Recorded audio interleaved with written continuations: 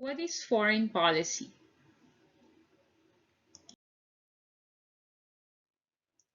Foreign policy is the general objectives that guide the activities and relationships of one state in its interactions with other states.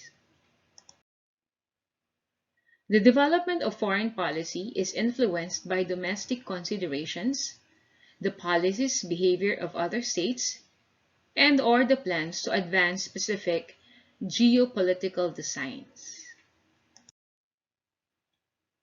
According to Leopold von Ranke, he emphasized the primacy of geography and external threats in shaping foreign policy, but later writers emphasized domestic factors. So what is diplomacy? Diplomacy is a tool of foreign policy, and war, alliances, and international trade may all be manifestations of it. Diplomacy is the established method of influencing the decisions and behavior of foreign governments and peoples through dialogue, negotiation, and other measures short of war or violence. The modern diplomatic practices are a product of the post-Renaissance European state system. So what is this Renaissance period? This is the transitional movement in Europe between medieval and modern times, beginning in the 14th century in Italy, lasting into the 17th century, and marked by a humanistic revival of classical influence expressed in a flowering of the arts and literature, and by the beginnings of modern science.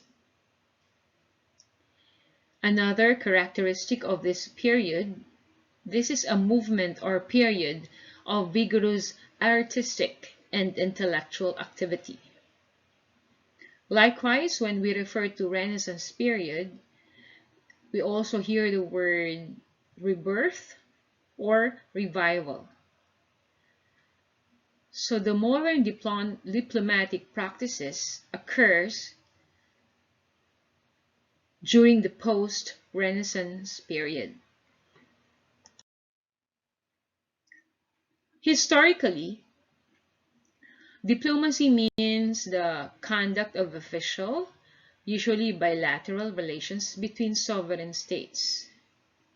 By the 20th century, however, the diplomatic practices pioneered in Europe had been adopted throughout the world. Diplomacy had expanded to cover summit meetings and other international conferences, parliamentary diplomacy, the international activities of supranational and subnational entities, and official diplomacy by non-governmental elements, and the work of international civil servants. So what is this supranational entity? This is an international organization or union whereby member states transcend national boundaries or interests to share in the decision-making and vote on issues pertaining to the wider grouping. So an example of supranational entities are the WTO or the World Trade Organization and the EU or the European Union.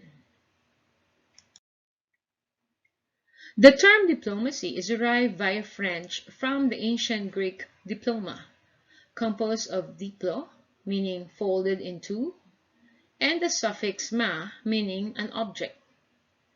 So the folded document conferred a privilege, often a permit to travel, on the bearer, and the term came to denote documents through which princes granted such favors. Later, it applied to all solemn documents issued by chancelleries, especially those containing agreements between sovereigns. Diplomacy later became identified with international relations and the direct tie to documents lapsed, except in diplomatics, which is the science of authenticating old official documents. The diplomate or the diplomat. In the 18th century, the French term diplomate, diplomat or diplomatist, came to refer to a person authorized to negotiate on behalf of a state. French is considered the language of diplomacy, being the language considered sophisticated and associated with high society, and many people chose to learn it to obtain greater wealth and higher status. By the middle of the 14th century, French became the most spoken language in Europe, already being used for diplomatic affairs between several countries. Bonjour, je m'appelle Dr. Mitrosella. Je suis professeur et je suis philippin. J'habite Philippines. Au revoir. The history of diplomacy in the ancient world. The view in late medieval Europe that the first diplomats were angels or messengers from heaven to earth is perhaps fanciful, but some elements of diplomacy predate recorded history. Early societies had some attributes of states, and the first international law arose from intertribal relations. Messengers and envoys were accredited, sacred, and inviolable. They usually carried some emblem, such as the message stick, and were received with elaborate ceremonies. Women often were used as envoys because of their perceived mysterious sanctity. It is believed that women regularly were entrusted with the vitally important task of negotiating peace in the primitive cultures.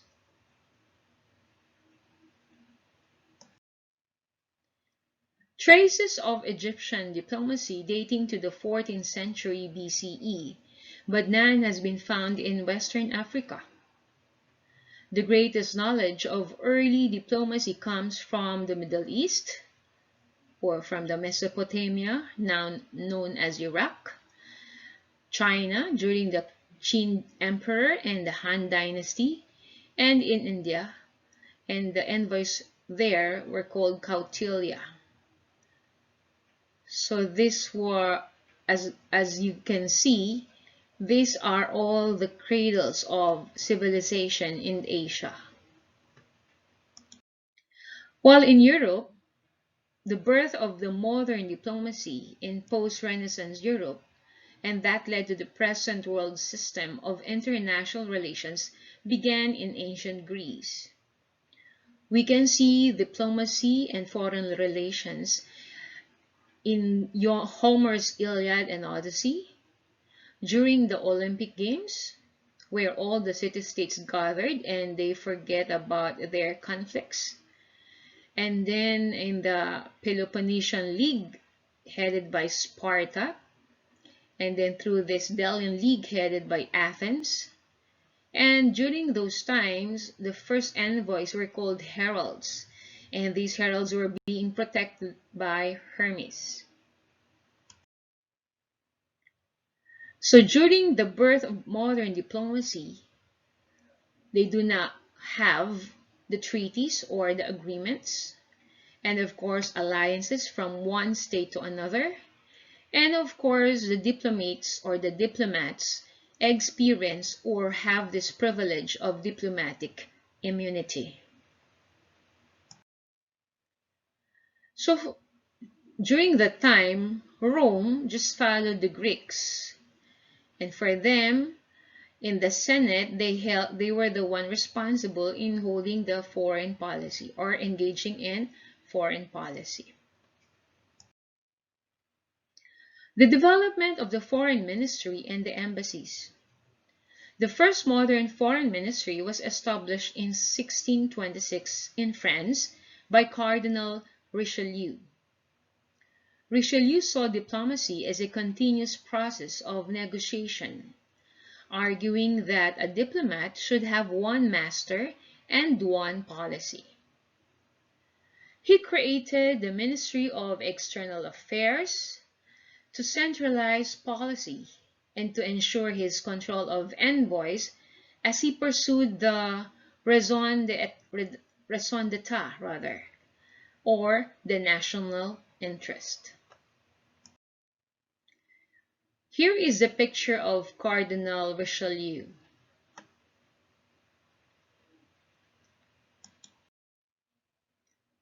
Followed by the picture of Louis XIV.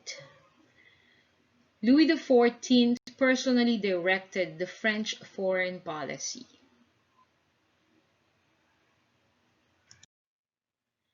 And then here comes the new actors. So the title of ambassador was used only for the envoys of kings and for those from Venice, so during that period. And then Russia entered European diplomacy in the 18th century. And then United States, the founders of American diplomacy, people such as Benjamin Franklin and Thomas Jefferson, accepted the norms of European diplomacy, but declined to wear court dresses or to adopt usages they considered unrepublican.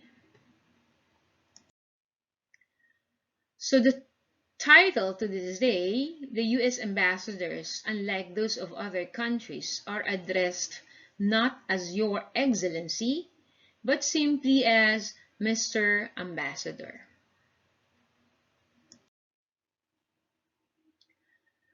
So the events that occurred after those period, we had the World War I, and then after the World War I, there was this League of Nations.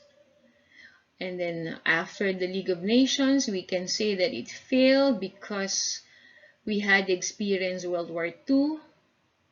And then after World War II, the political actors decided to come up or form these United Nations organizations. And then after the formation of the United Nations organization, there's the Cold War. So what is this Cold War? The two major alliances, the North Atlantic Treaty Organization led by the United States, and the Warsaw Pact led by the Soviet Union.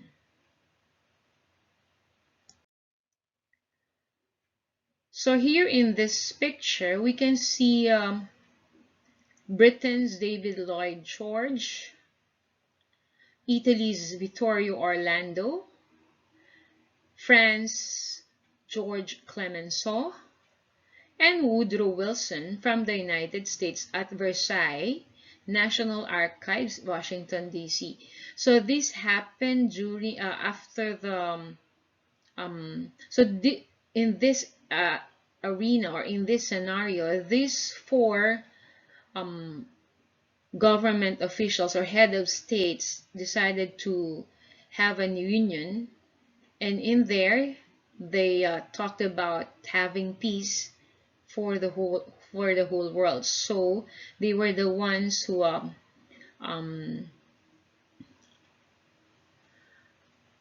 introduced that organization. Okay, so I guess we're done with the lesson, and I got everything from the sources listed here in our slide. So for your questions or comments, just send me a personal message, or you can have it in our Facebook group, or even you can comment that in our comment section. So see you next time for our new topic. Bye.